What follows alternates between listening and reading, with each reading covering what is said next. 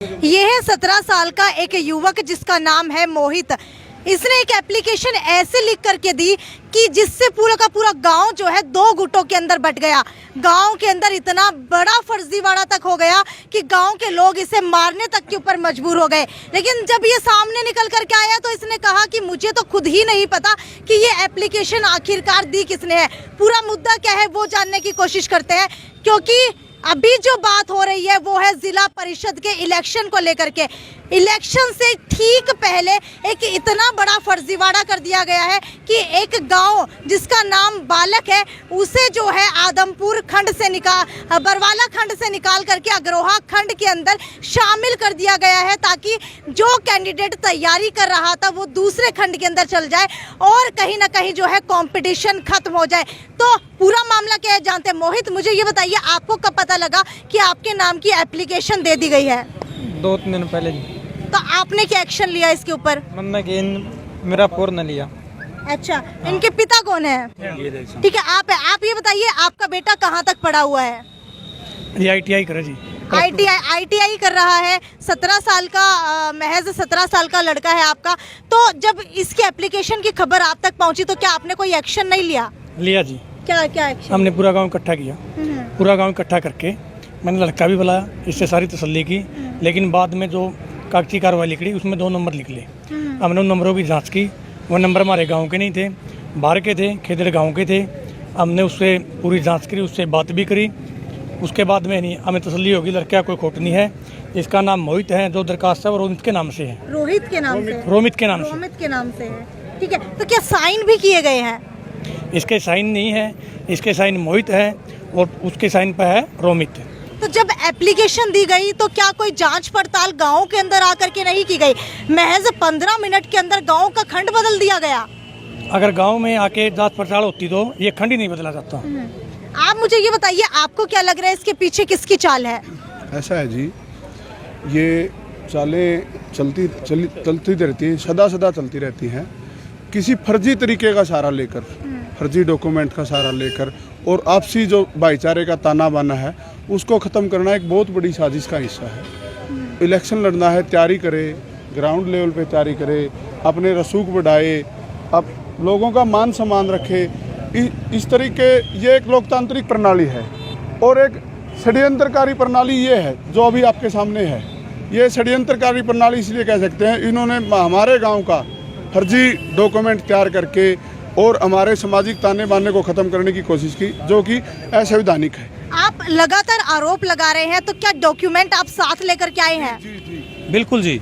अच्छा, मुझे ये बताइए, किस गांव के ऊपर और किस गांव के कैंडिडेट के ऊपर आप लोग ये इल्जाम लगा रहे हैं? खेदड़ गांव का जितेंद्र जी। अच्छा। हाँ, उसके ऊपर आरोप है कि उसने फर्जी किया है, फर्जी डॉक्यूमेंट से।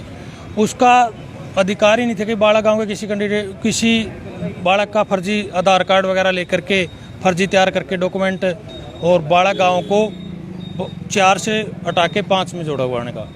गांव को खंड 4 से हटा करके खंड 5 के अंदर जुड़वा दिया, वार्ड के अंदर जुड़वा दिया गया है। मुझे ये बताइए, लालच क्या है उनका?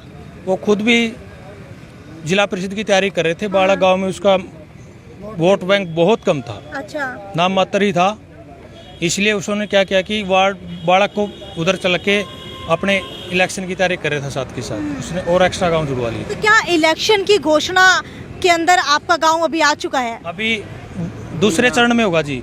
दूसरे चरण में हिसार जिला दूसरे चरण में है। तब तक हम कोशिश करते हैं कि कोर्ट से सटे वगैरह लेके दोबारा से। तो क्या प्रशासन ने आकर के कोई जांच पड़ताल नहीं की? महज 15 मिनट के अंदर खंड ही बदल करके रख दिया। बिल्कुल जी, प्रशासन ने कोई जांच नहीं की। जांच करते तो उसके नीचे 2 नंबर थे, वहाँ कॉल करके पूछते भाई तो रोमित बोल रहा है कि नहीं बोल रहा है। तो जितेंद्र बोलता, वहीं फर्जीवाड़ा पता चल जाता।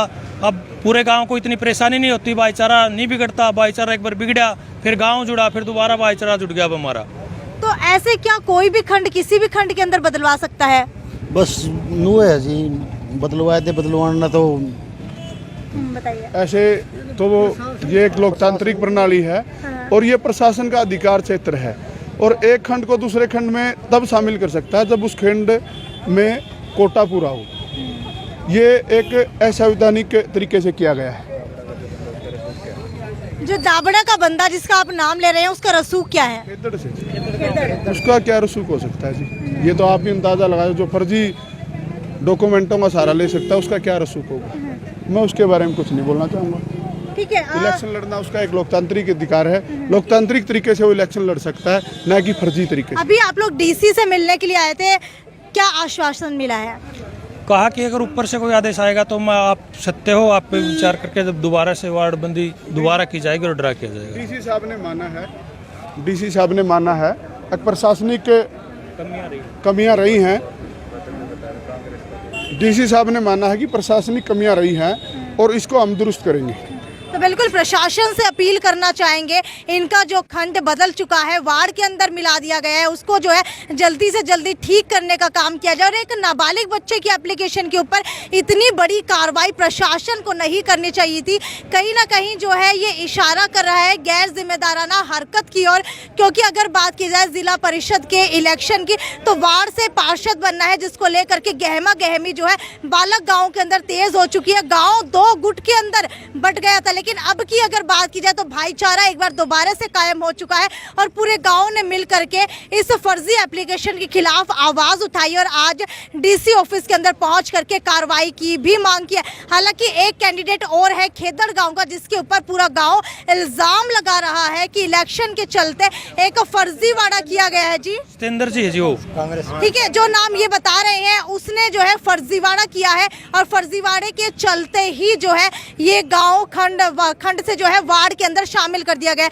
खैर, वीडियो को ज्यादा से ज्यादा शेयर करते रहिए और आपकी क्या राय है इस पूरे मुद्दे के बारे में वो नीचे कमेंट सेक्शन के अंदर लिख करके बताइए। आगे की अपडेट से जुड़े रहने के लिए हमारे चैनल को लाइक, शेयर और फॉलो करना ना भूलें। नमस्कार।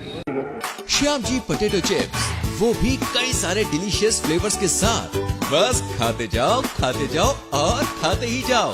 श्याम जी के डिलीशियस एंड टेस्ट। अपना सामान MRP पर नहीं, डिस्काउंट पर लो। और हिसार में डिस्काउंट कहाँ मिल रहा है ये जानो SaleTrending.com पर। Visit SaleTrending.com। पहले कंपेयर करो फिर शॉप।